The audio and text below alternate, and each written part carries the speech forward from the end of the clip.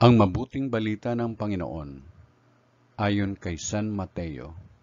Papuri sa iyo, Panginoon.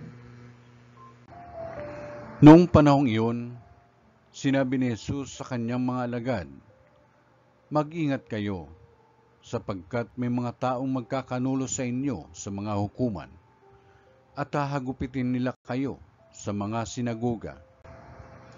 Dahil sa akin, ihaharap kayo sa mga gobernador at mga hari, at magpapatotoo kayo sa harapan nila at ng mga hintil.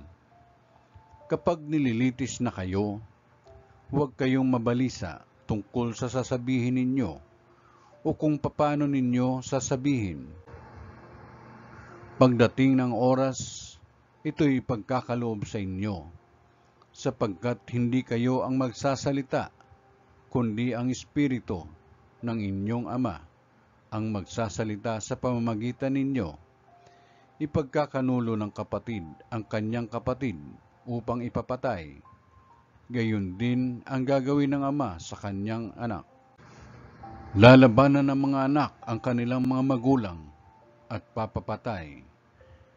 Kapupuutan kayo ng lahat dahil sa akin, ngunit ang manatiling tapat hanggang wakas ang siyang maliligtas." Ang mabuting balita ng Panginoon. Pinupuri ka namin, Panginoong Jesucristo.